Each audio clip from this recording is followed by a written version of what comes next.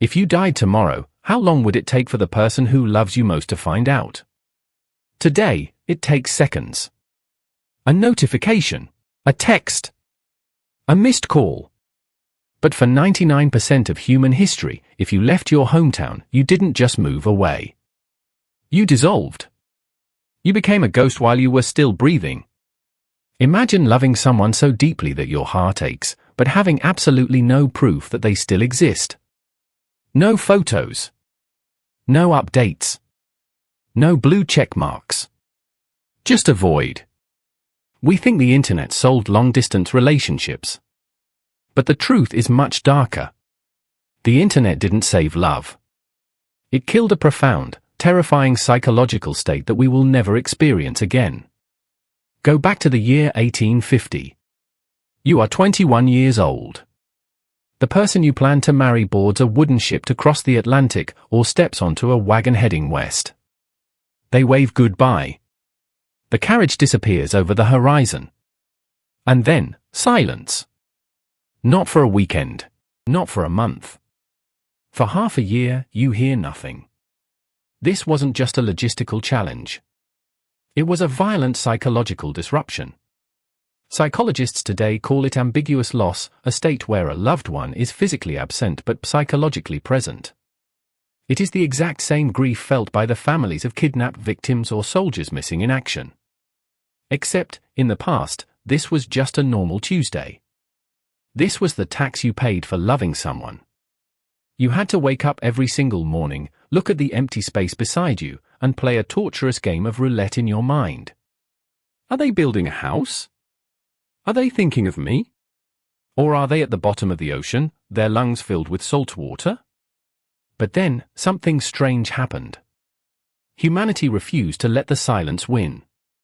So, we invented a form of time travel. We called it the letter.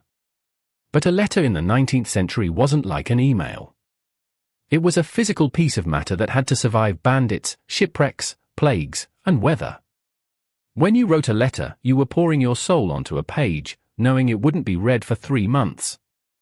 Think about the psychological distortion of that. You sit down in June to write to your partner. You tell them you are sick, or lonely, or miserable. They receive that letter in September. They read your pain, and their heart breaks for you. They immediately sit down to write a response, offering comfort. You receive that response in December. But by December, you are no longer sick. You survived. You've moved on. Yet, you are reading a letter from a version of your partner who is currently weeping for a version of you that died 6 months ago. Long-distance relationships were played out in the past tense. People were falling in love with ghosts. You weren't interacting with a person, you were interacting with a delayed echo of a person. And this is the part almost nobody talks about. Because the post office was notoriously unreliable, people developed a terrifying habit. They would write the exact same letter 3 times and send it on 3 different ships, hoping at least one would survive. Imagine writing, "I love you" 3 times, knowing that 2 of those expressions of devotion would likely end up rotting at the bottom of the sea. But that wasn't the worst part. The worst part was the waiting. When a ship was due to arrive at the harbor, entire towns would gather at the docks. Not just to welcome people, but to wait for the mailbag. Imagine standing in a crowd of hundreds, your chest tightening, your palms sweating. The postmaster starts reading names aloud. If your name is called, you receive a lifeline. You get to breathe for another month. But what if your name isn't called? Did the ship sink? Did the letter get lost? Or did they simply forget you? This created a severe, chronic form of psychological trauma. It was an obsession. People would walk to the post office every single day, constructing elaborate, terrifying narratives in their heads to fill the silence. The human mind hates an unanswered question. If there is a data gap, your brain will fill it with horror. You start to imagine them in the arms of someone else. You imagine them buried in an unmarked grave. And yet, if a letter finally did arrive, a new madness began. Because paper was expensive, and postage was charged by the page, people practiced a technique called cross-writing. They would write a full page horizontally, then turn the paper 90 degrees and write across the text vertically. The resulting letters looked like coded ciphers. Like the manic scribblings of a lunatic. To read the words of the person you loved, you had to squint, decode, and strain your eyes for hours under candlelight. You had to fight through a literal web of ink just to find their affection. But this brings us to a darker revelation.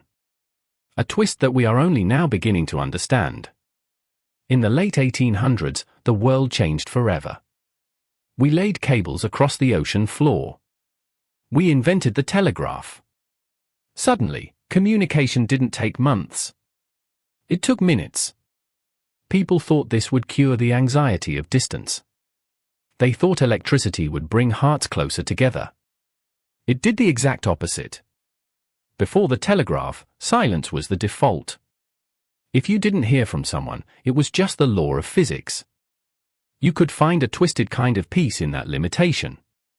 But the moment instant communication became possible, silence was no longer a physical limitation. It became a choice. If a telegraph didn't arrive, it meant they chose not to send it. The anxiety didn't disappear, it just accelerated. The waiting didn't happen over months, it happened over agonizing minutes. The telegraph created the first ever version of the read receipt. And with it came a terrifying realization. When you can communicate instantly, you realize very quickly how little you actually have to say to keep a fantasy alive. You see, the distance wasn't just a barrier. The distance was a protective shield. This isn't really a story about historical mail routes or old technologies. It's about us. We look back at those historical lovers with a sense of pity. We think, how tragic.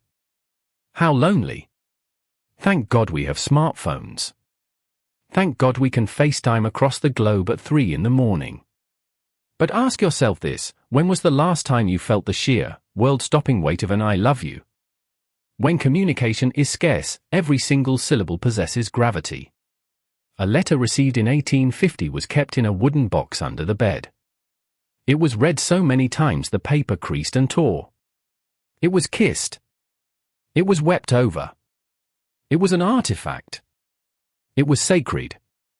Today, we have total access, but zero presence. We are flooded with constant, low-value digital proximity.